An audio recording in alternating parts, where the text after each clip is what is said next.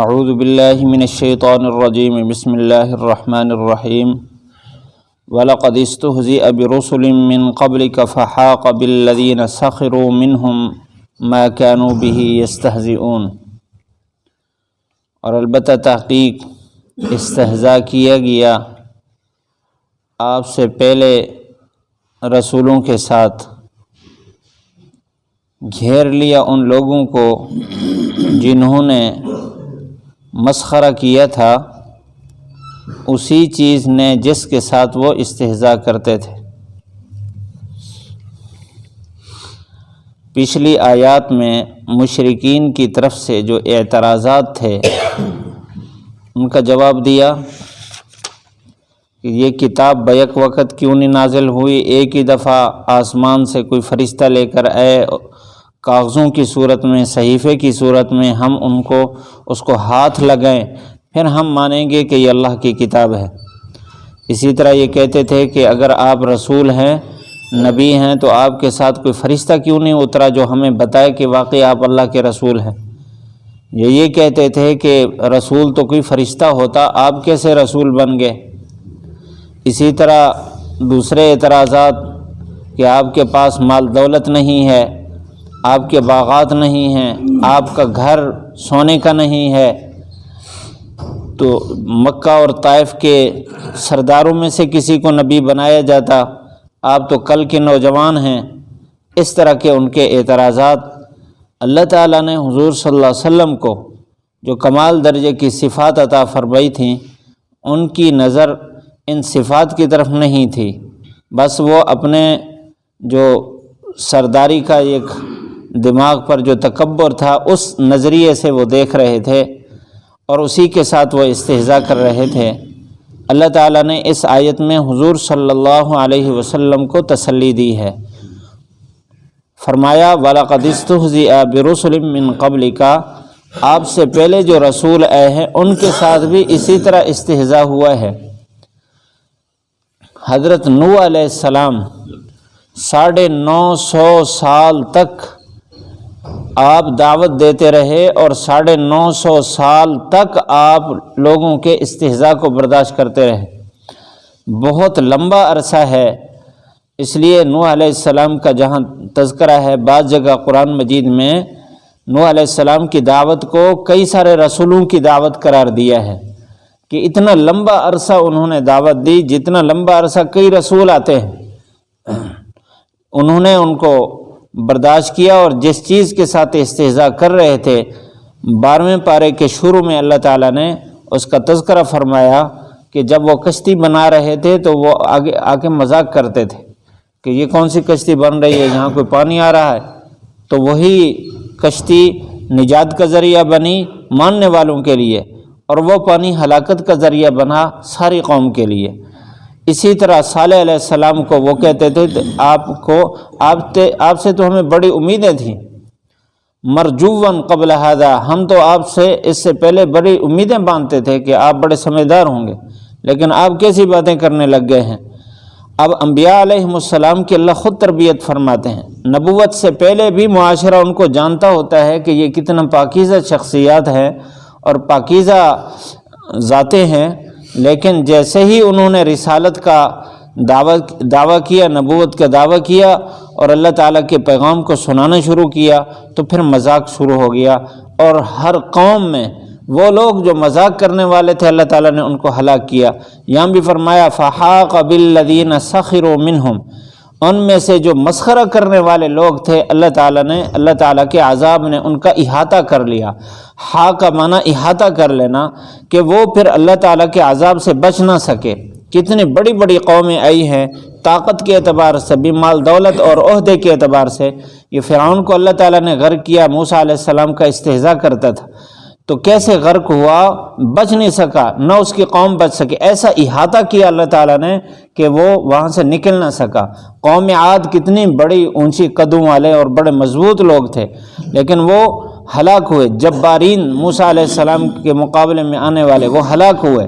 یہ ساری کی ساری قومیں استہزاء کی بنیاد پر ہلاک ہوئی ہیں، تو آپ صلی اللہ علیہ وسلم کو یوں تسلی دی گئی۔ اور آپ صلی اللہ علیہ وسلم کے زمانے میں بھی آپ کے حیات مبارکہ میں جب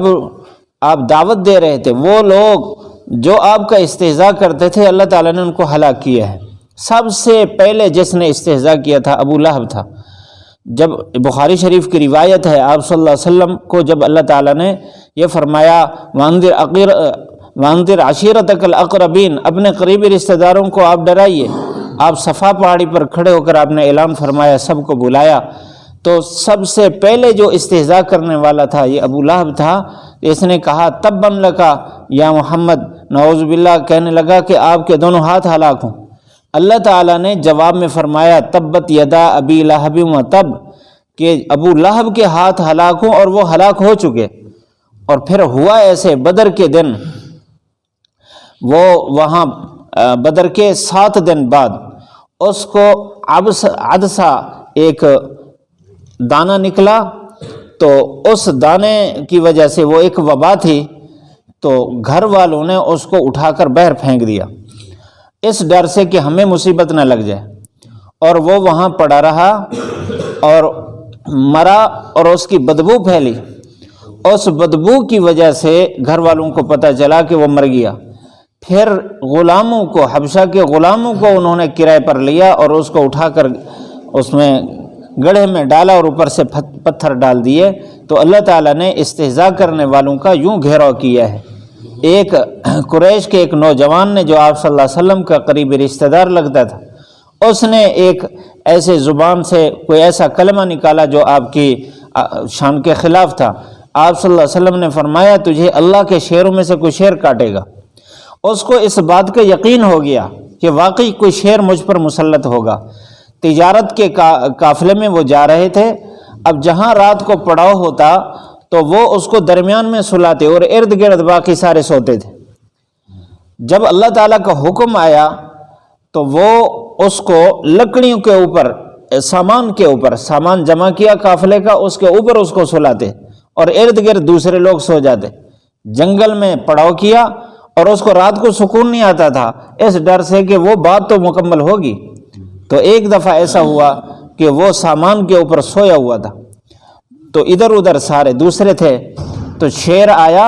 اس نے چھلانگ لگائی سیدھا سامان کے اوپر، جا کر اس کے ٹکڑے کر دیے اور واپس چلا گیا۔ اللہ کا حکم یوں اس پر مسلط ہوا کہ وہ بچ نہ سکا۔ وحاق بہم، کہ اللہ تعالیٰ گھیرتا ہے ان کو، احاطہ کرتا ہے اسی چیز کے ساتھ جس کے ساتھ وہ استہزاء کرتے ہیں۔ آج بھی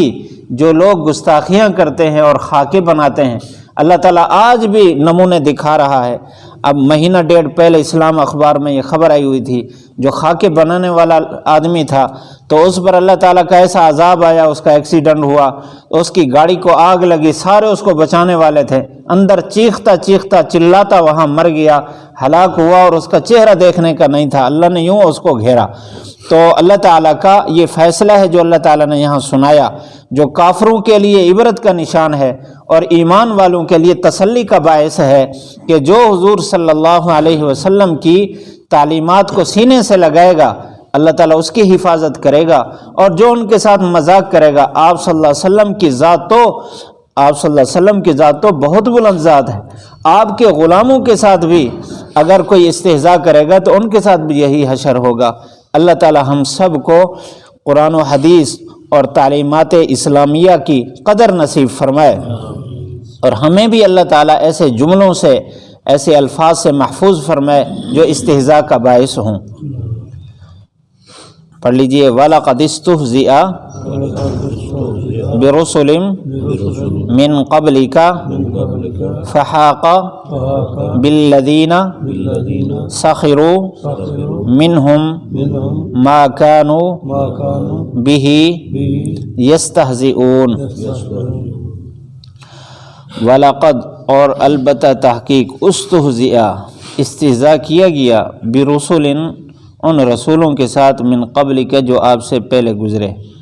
فحاقہ، پس احاطہ کر لیا، بالذین سخروا، ان لوگوں کا جنہوں نے مسخرہ کیا، منہم، کافروں میں سے، ما کانوا، اسی چیز نے، بہی یستہزئون، جس کے ساتھ وہ استہزاء کرتے تھے۔